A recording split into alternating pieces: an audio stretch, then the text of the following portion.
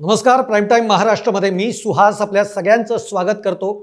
एक अत्यंत महत्त्वाची बातमी आणि राज ठाकरेंच्या मनसेला धक्का देणारी बातमी सांगण्यासाठी खरं तर मी तुमच्या समोर आलेलो आहे. एकीकडे राज ठाकरे उद्धव ठाकरे यांच्या भेटीगाठी वाढतायत. दोन्ही पक्षातल्या कार्यकर्त्यांच्या पदाधिकाऱ्यांच्या नेत्यांच्या बैठका होत आहेत. दोन्ही भाऊ आता युतीच्या दृष्टीनं एकीकडे पावलं टाकण्याच्या दृष्टीनं वेग आणतायत. असं सगळं चित्र असताना आज राज ठाकरेंच्या मनसेला एक मोठा धक्का बसलेला आहे आणि तो म्हणजे मनसेचे छत्रपती संभाजीनगरमधले जे प्रवक्ते आहेत मनसेचे ते म्हणजे प्रकाश महाजन. या प्रकाश महाजनांनी मनसेला सोडचिठ्ठी दिली आहे. सोडचिठ्ठी देताना ते असं म्हणालेले की आता कुठेतरी थांबलं पाहिजे असं वाटतंय म्हणून मी पक्षाला सोडण्याचा निर्णय घेतलाय. नेमकं असं काय घडलंय हेच बघूयात आपण या व्हिडिओमधनं. तुम्हाला माझा व्हिडिओ आवडला तर लाईक करा, शेअर करा आणि अर्थात आमचं चॅनल सबस्क्राईब करायला विसरू नका. मंडळी, खरं तर अवघ्या महाराष्ट्राला ही प्रतीक्षा आता लागलेली आहे की राज ठाकरे उद्धव ठाकरे राजकीय युतीची घोषणा कधी करतायत. आणि त्याचप्रमाणे आपण बघितलंय गेले जो एक 6 महिने हा सगळा खल चालू आहे युतीच्या बाबतीतला राज ठाकरे उद्धव ठाकरेंच्या.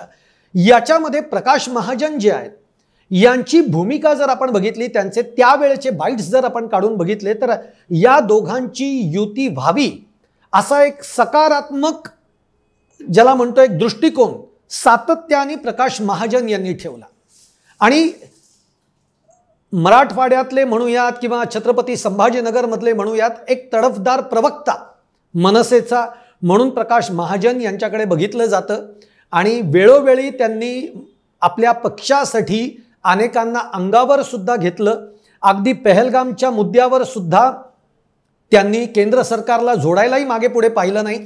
असे हे प्रकाश महाजन नाराज का झाले आणि इतके नाराज झाले की आता आपल्याला थांबलं पाहिजे असं म्हणत त्यांनी पक्षाला सोडचिठ्ठी दिली आहे. आणि ही सोडचिठ्ठी खरंच आत्ताचा जो राज ठाकरे आणि मनसेचा जो काळ आहे या काळामध्ये हा राज ठाकरेंना एक मोठा धक्का आहे असं म्हणायला हरकत नाही. आता काय घडलं एक लक्षात घ्या. म्हणजे ते आधी त्यांनी प्रवक्तेपदाचा राजीनामा दिला. तो का दिला आणि कधी दिला तेही मी तुम्हाला सांगतो.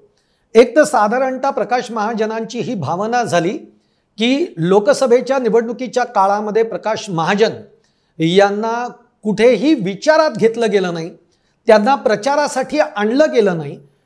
ते प्रचाराचे प्रवक्ते आहेत पण तरी त्यांना या सगळ्या प्रचारापासून आणि एकूण या सगळ्या लोकसभेच्या रणधुमाळीपासून लांब ठेवलं गेलं आणि आपल्याला जाणीवपूर्वक लांब ठेवलं जातंय अशी भावना त्या काळामध्ये प्रकाश महाजनांची झाली. आणि त्यानंतर त्यांनी आपल्या प्रवक्तेपदाचा राजीनामा दिला. प्रवक्तेपदाचा राजीनामा जेव्हा त्यांनी दिला त्याच वेळेला याची कल्पना येत होती की प्रकाश महाजन आता पक्षाला सोडचिठ्ठी देत आहेत कारण ते पक्षामध्ये नाराज आहेत. पण तरीही बराच काळ प्रकाश महाजन यांनी वातावरण बदलेल अशी एक त्यांची समजूत होती आणि त्याच्यासाठी त्यांनी वाटही बघितली. आणि म्हणून राज ठाकरे आणि उद्धव ठाकरे यांची या बाबतीमधल्या जेव्हा भेटी वाढायला लागल्या तेव्हा प्रकाश महाजन सातत्याने म्हणत होते की या दोन भावांनी एकत्र यावं, आता या दोघांना एकत्र बघणं हीच काय ते आता माझी इच्छा आहे. आणि या पद्धतीने एक सकारात्मक दिशा त्यांनी या दोघांच्या बाबतीमध्ये ते सातत्याने बोलायचे आणि द्यायचे.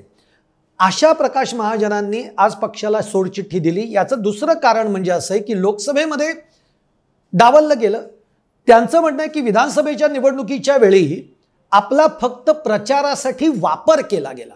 म्हणजे प्रचारासाठी बोलवायचं पण इतर वेळेला मात्र मग पक्षाच्या जेव्हा बैठकी होतात कशाला, इगतपुरीमध्ये जो काही पक्षाचा एक मेळावा झालेला होता या मेळाव्याला प्रकाश महाजन यांना बोलवण्यात आलं नाही.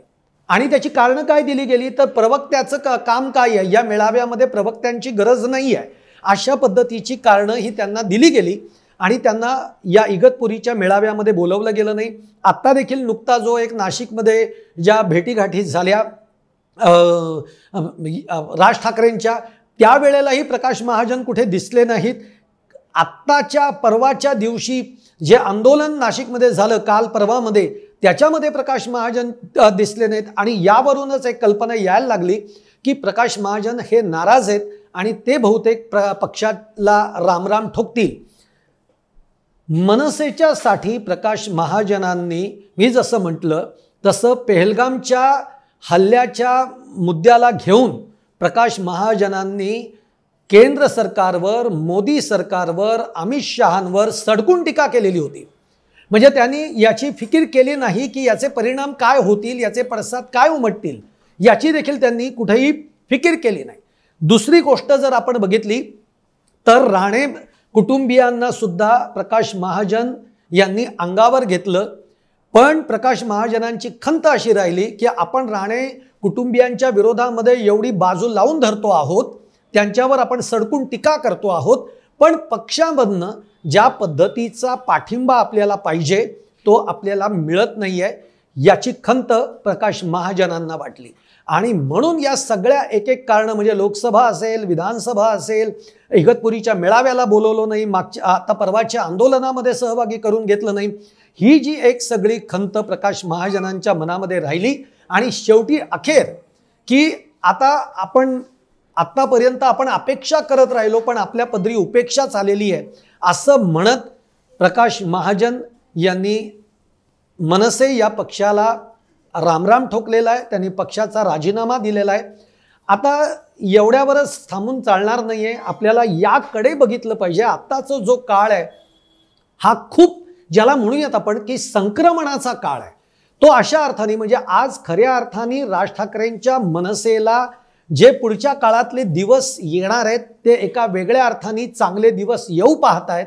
आज राज ठाकरे उद्धव ठाकरे यांची युती होतीये, राजकीय युती झाली आणि ती जर का महापालिकांमध्ये झाली तर दोन्ही पक्षांना याचा फायदा होणार आहे। जसा फायदा शिवसेना उद्धव ठाकरे गटाला होईल तोच फायदा मनसे राज ठाकरेंना सुद्धा होणार आहे।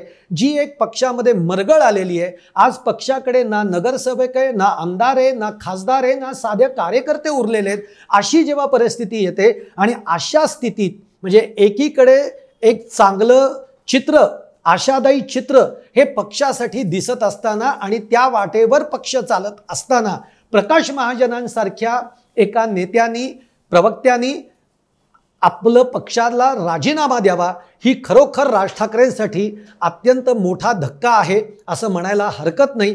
मी उलट यापुढे जाऊन असं म्हणेन की प्रकाश महाजन असं म्हणाले की मी आतापर्यंत अपेक्षा खूप केली, मी पुढे जाऊन असं म्हणेन की प्रकाश महाजनजी आपल्याच पक्षाला चांगले दिवस येणार होते, अजून थोडीशी जर का प्रतीक्षा केली असती, थांबला असतात तर जे तुमचं स्वप्न होतं की या दोन भावांनी एकत्र यावं, मनसेला चांगले दिवस यावेत, हे स्वप्न पूर्ण होताना जर तुम्ही राहिला असतात तर ते अधिक चांगलं झालं असतं आणि त्यानंतर तुम्ही निवृत्तीचा, तुम्ही पक्षातनं बाहेर पडण्याचा जरी निर्णय घेतला असतात तरी तो योग्य ठरला असता, एवढंच म्हणावं असं वाटतंय। कारण प्रकाश महाजनांनी शेवटचं वाक्य असं वापरलंय की आता मात्र कुठेही जायचं नाही, आता रिटायरमेंट घ्यायची, घरी बसायचं आणि शिवचरित्र वाचायचं। फक्त प्रकाश महाजनजी तुमचं टायमिंग थोडंसं चुकलं असं म्हणायला हरकत नाही, पण प्रकाश महाजनांचं पक्षाला सोडून जाणं हे मात्र राज ठाकरेंसाठी मोठा धक्का आहे, एवढं मात्र निश्चित। तुम्हाला काय वाटतंय? तुमच्या कमेंट्स जरूर आमच्या कमेंट बॉक्समध्ये टाका आणि माझा व्हिडिओ आवडला असेल तर लाईक करा, शेअर करा आणि आत्तापर्यंत जर का आमचं चॅनल सबस्क्राईब केलं नसेल तर ते जरूर सबस्क्राईब करा। धन्यवाद।